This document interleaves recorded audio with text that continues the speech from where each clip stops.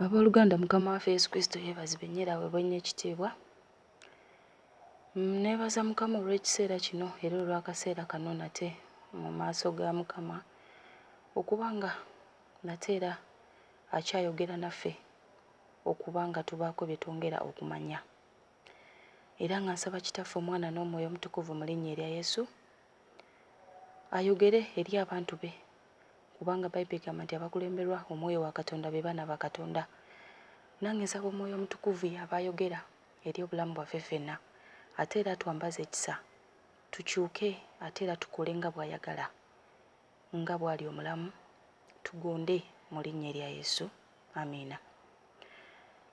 Abooluganda, leero Mukama waffe Yesu Kristo atubuulira ku nsonga lwaki abalokole tulwa mu makanisa nga tetufunye mukisa oba nga tetubulesingiddwa. Kubanga bangi tubeera eyo sometimes ne tugambibwa ebigambo eby'enjawulo. Gundi oludde mu kanisa emyaka mingi naye tofuna mukisa, naye takyuka. So Mukama atunnyonnyola mu ngeri bw'eti nti abalokole abasinga oba abakkiriza abasinga batwala ekiseera kinene mu kanisa nga tebafunye mukisa okuva eri Mukama waffe Yesu. Naye ng'atuwa ensonga lwaki ddala kibeera bwe kityo, abantu ne babeera nga tebafuna mukisa ate nga baludde mu kanisa. Mukama atugamba nti engeri gye twatendingamu oba engeri gye tugendamu mu kisaaviisi z'ekkanisa, Mukama waffe Yesu Kristo atugamba waliwo engeri 3 ez'omukisa mu buli kkanisa ya Katonda wansi w'enjuba wano, abaana ba Katonda nga bakuŋŋaanye. Nti malayika wa Mukama abeerawo okuba ng'awa abaana ba Katonda omukisa oba abatukuvu ba Mukama omukisa mu kyaki. Era ng'ensonga agamba nti ziri 3, ng'ensonga esooka agamba nti eri nti omuntu yenna yenna, buli muntu olina omusumba wo, era buli muntu olina ekkanisa mw'okuŋŋaanira omulokole. Naye ensonga gy'atuwa eri nti singa ekkanisa oba saaviisi y'ekkanisa yo mw'osabira ggwe yenna yenna omwana wa Katonda, singa saaviisi eba etandika ssaawa ng'emu ey'okumakya, nti malayika wa Mukama ajja okugaba omukisa ng'eyo essaawa etandika saaviisi tennaba kuwera, ajja ng'essaawa tennawera. So nti bw'ojja leeti mu nnyumba ya Mukama oba bw'ojja leeti mu saaviisi, kitegeeza nti ogwo omukisa ogusooka obeera ogusubiddwa yenna omwana wa Katonda atuuka leeti mu kkanisa. Kitegeeza nti yeyo ensonga esooka, nti okutuuka leeti kutusubisa okufuna omukisa gwa Katonda, abaana ba Katonda mu kkanisa. Tuyige okukeeranga mu kkanisa mu linnya erya Yesu. Tuwe Katonda ekitiibwa, tuwerekereze ebirala byonna ku lunaku lwa saaviisi, tugende nga tukuŋŋaane okuweereza ate n'okusinza Mukama. Kubanga mu byatukolera byonna tetulina kye tusobola kumuwa okuggyako okugulumizanga erinnya lye ennaku zonna. Ng'ensonga ey'okubiri eri nti omukisa ogwokubiri era mu saaviisi guyiibwa mu masekkati ga saaviisi mu bakkiriza. Bamalayika ba Mukama baguyiwa mu kiseera eky'okuwaayo oba the time of offering. Ekiseera ekyo eky'okuwaayo bamalayika ba Mukama bayiwa omukisa mu bakkiriza. So nti bw'oba towaddeeyo kiweebwayo, kale oyinza okwesanga olumu nga toyina, naye Mukama akebera mitima, abeera alina n'abatayina, ye Mukama aba mumanyi. So nti ekiseera ekyo bwe kituuka n'otawaayo, oba ne batuuka okuwaayo nga ggwe oli bweru wa kkanisa, kitegeeza nti dayimooni ziba zimaze okukunyaga, ng'ogwo omukisa nagwo gukusubye. Era na mu kyo tuyige okuba nga tutuula mu kkanisa, tuwulirize nga tumanye ng'ekigenda mu maaso, tuleme ng'okudda wabweru w'ekkanisa. Sometimes olumu kiyinza okusanga oli wabweru onyumya, olumu tulekako amasimu n'otuula mu saaviisi ne bakubira essimu n'oyimuka n'ogenda, obwo bwonna butawa Katonda kitiibwa era omukisa gutuyitako. Ekyokusatu kiri nti oba ensonga ey'okusatu, bagamba nti omukisa ogwo mu saaviisi era guyiibwa nga saaviisi eggwa oba kye bayita time of benediction, end of the service. Ku nkomerero ya saaviisi ng'eggwa bamalayika ba Mukama bakka okuyiwa omukisa.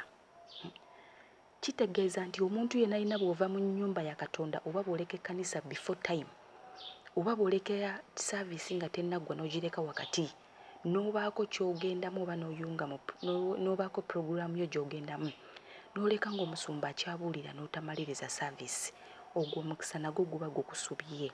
Kasita oleka ennyumba ya Mukama ng'ekiseera kya saavisi tekinnaba oba nga tennaggwa, ogwo omukisa nagwo guba gukusubye ng'omwana wa Katonda.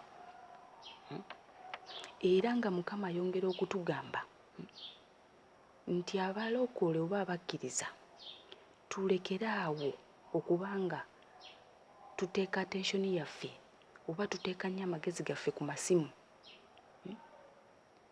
Yesu Kristo atugamba nti ayagala tubeere nga tusoma Bayibuli, tubeere nga tusaba.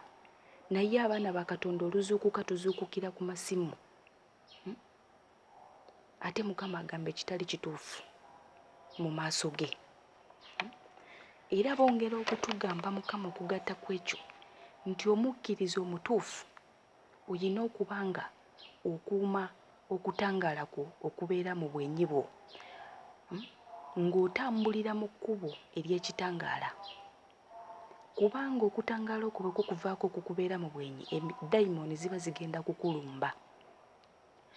Omwana wa Katonda oyinza okubeera eyo ng'obadde tomanyi nti omuntu bw'olokoka oba omwana wa Yesu Kristo omukkiriza omutuufu.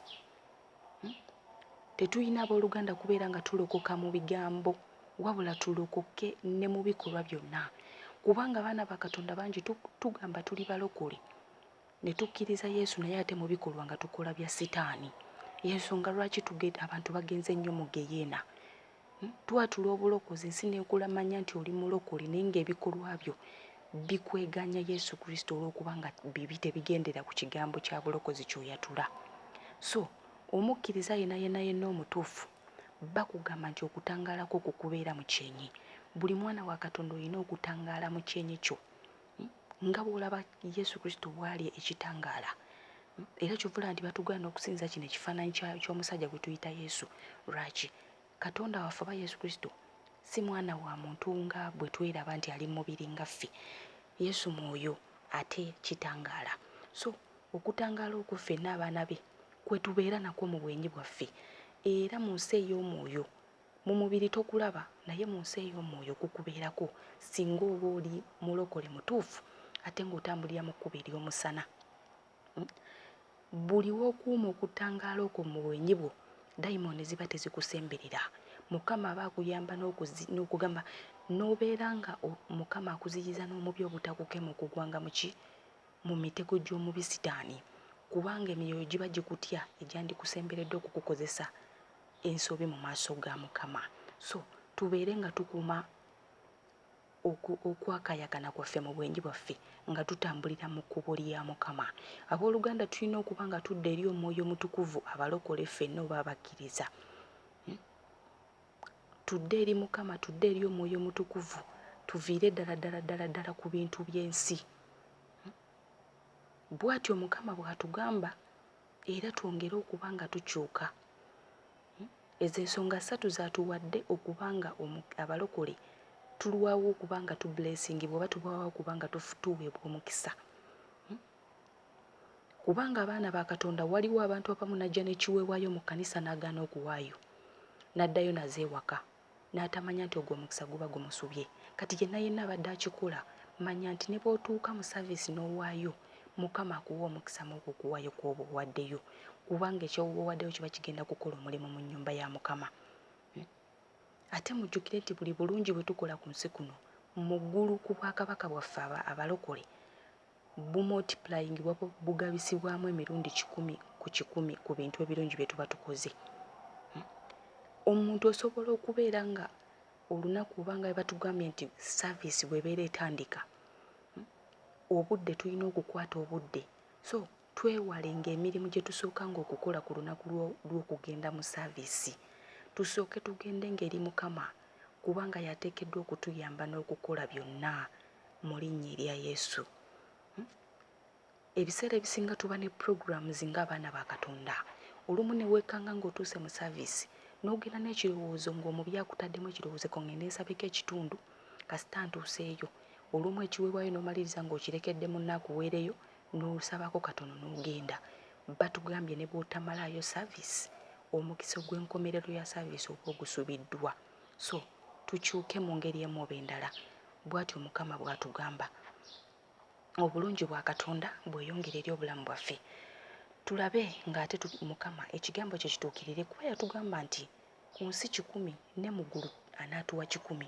So mu byonna tulina okubikolerera nga tugoberera Omwoyo Mutukuvu, ate mu mwoyo ne mu mazima.